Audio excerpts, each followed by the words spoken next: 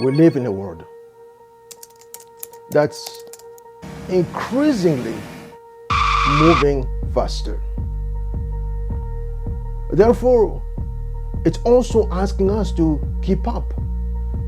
It's asking every single leader out there to be able to increase the speed around this track called life, around this track called business.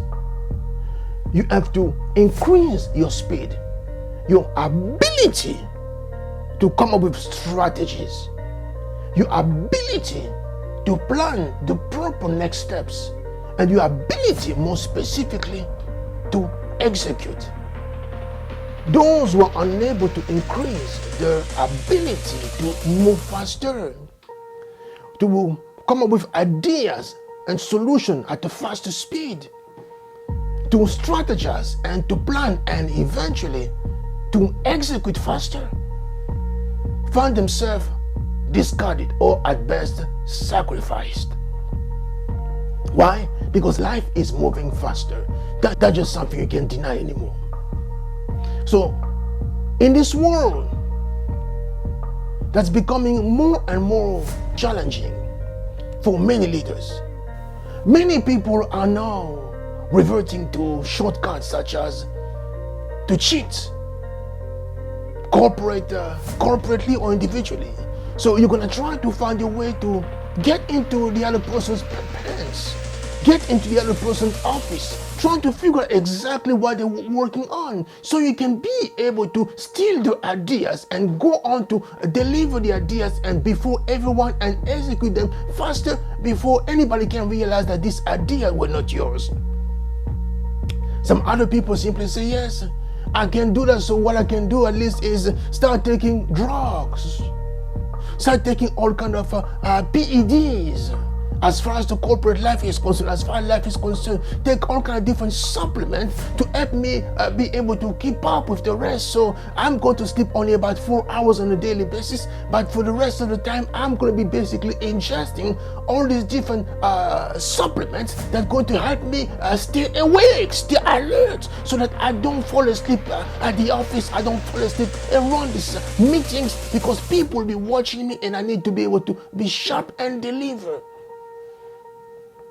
And others, the new trend is they are now trying to rely on artificial intelligence to give them what they will call novel strategies, to give them novel vision, and to give them different ways, novel way of actually executing that nobody else could have actually anticipated. Such is the world that we live in.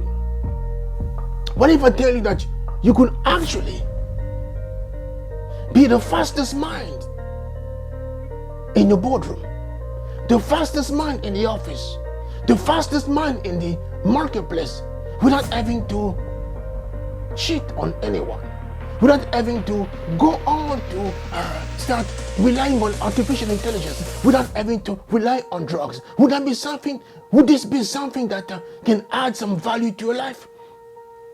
Here's the thing. We all know that life is a marathon. As a matter of fact, an ultra marathon, because this life is not about who's going to be able to run faster around the track, but it's about who's going to be able to endure the longest and the most and still be standing, or otherwise, like Elton John saying a few years ago, I'm still standing. Who's going to be able to sing that song at the end of the race?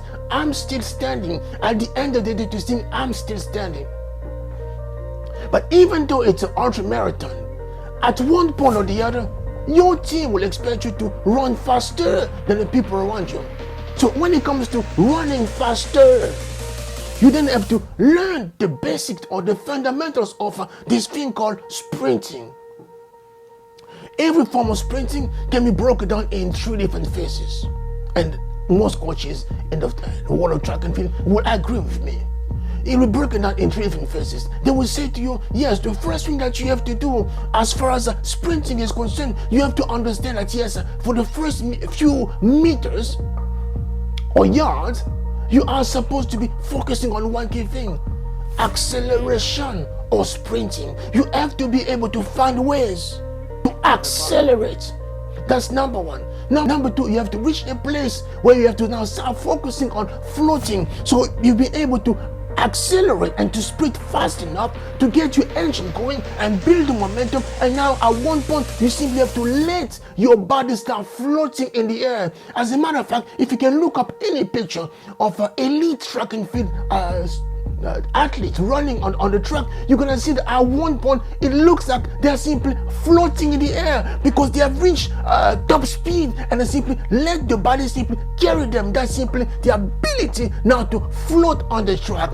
But last but not least, and this is the crucial part, you have to be able to maintain that, and that's the third phase. You have to be able to maintain that for the last few meters. You have to maintain that speed for the last few yards in a state of complete relaxation. It may sound easy as I'm speaking about it, but as soon as you get on the track and you start running, you're gonna come to realize that it's not as easy as I'm describing, because at one point or the other, come to realize that when it comes to the final stage of the sprinting, which is basically about maintaining and remaining relaxed, most athletes will simply start to tense up. They will simply start to becoming very tense. Why? Because they're going to come to realize that I'm actually getting closer to the finish line.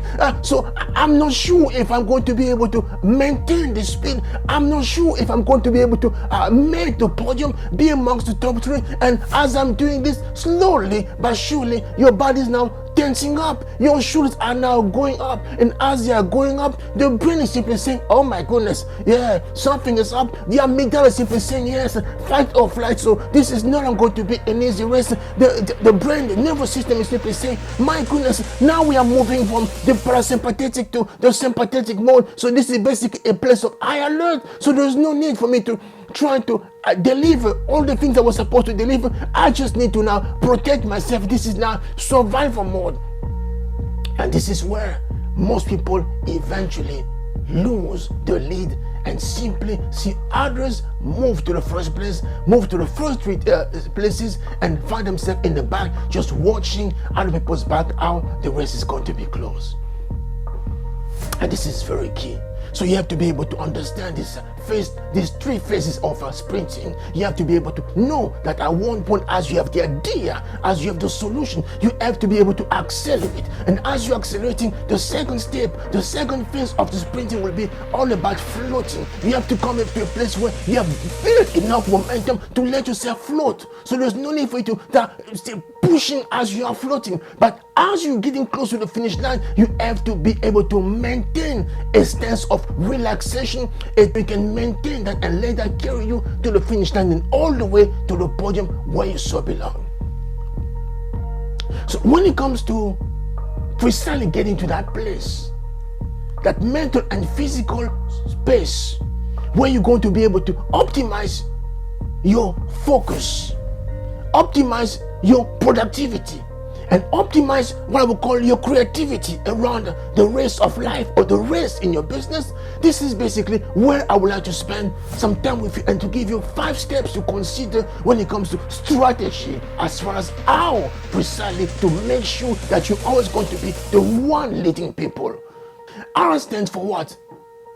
You have to simply come to a place where you're going to make sure that as much as I want to be the fastest woman around the racetrack, as much as I want to be the fastest man around the racetrack, you have to be able to play the mind game the right way. Let me tell you what.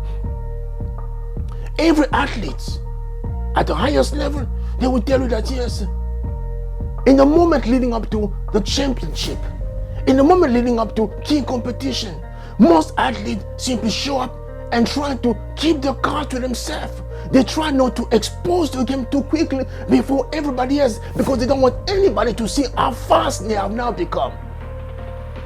So what they will do is they will enter competition and intentionally let others go faster. Why? Because they're simply trying to adjust certain things as far as the mechanic of running is concerned. They look at people like Da Vinci.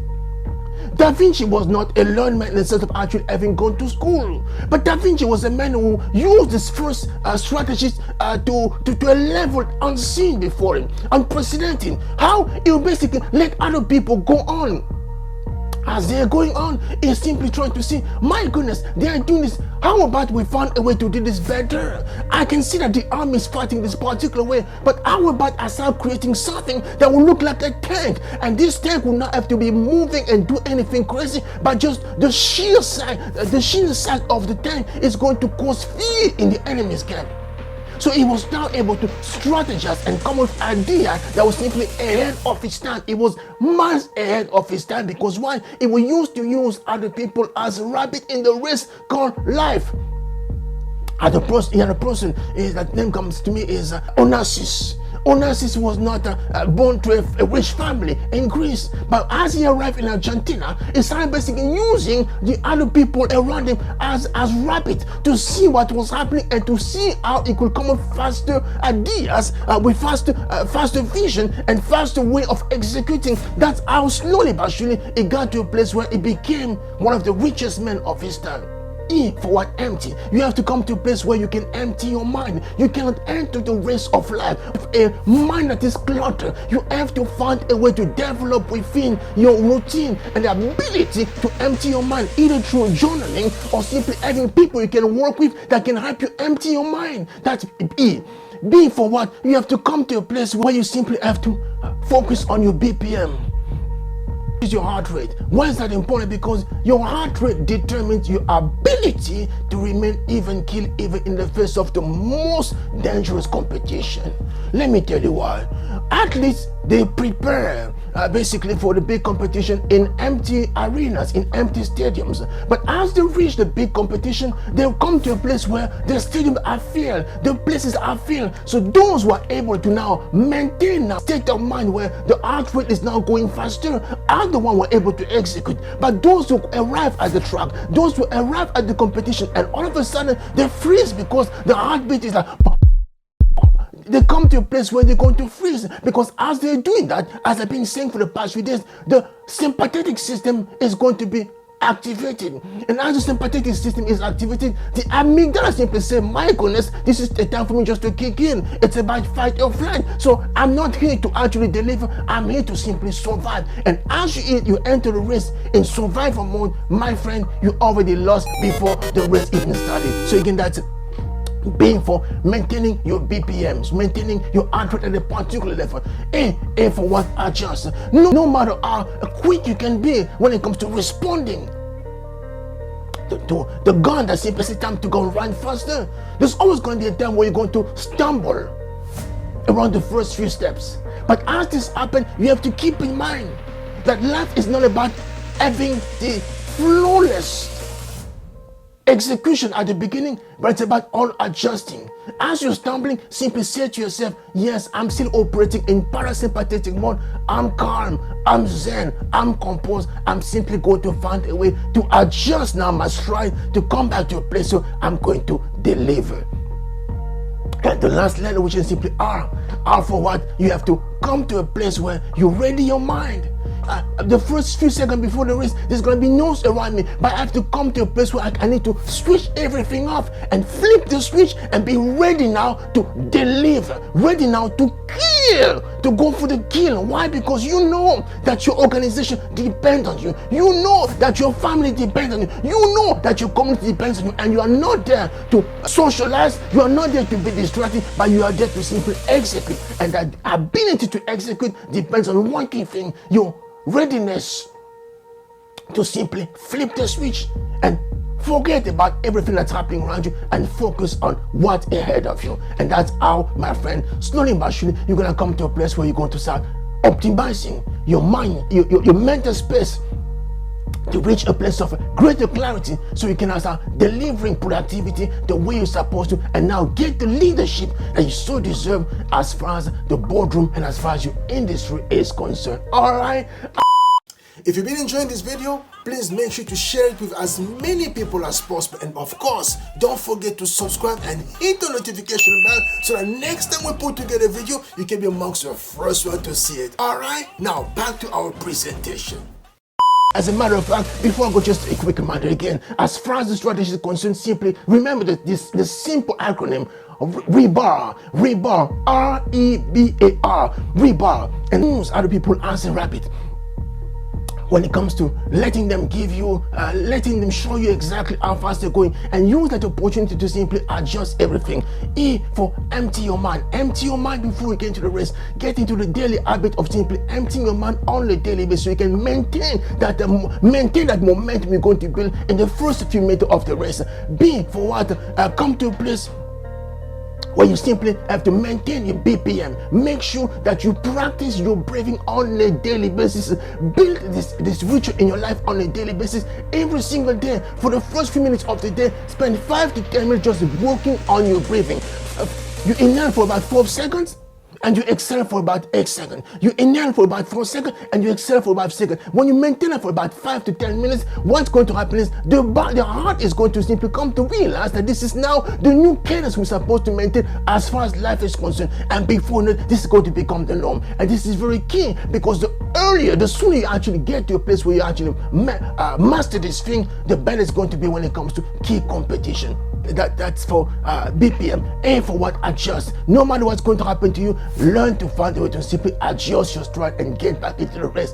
R for simply what? Your readiness to kill. Your readiness to flip the switch and simply say, this is what I was born for. I'm therefore going to focus on what's in front of me, not what is happening around me. When you make that mental decision to simply focus on your lane and forget about everything else, my friend, sky is going to become the limit. As a matter of fact, there shall be no limit to what you're going to be able to achieve moving forward. All right, much love everyone. I'm out. Take good care.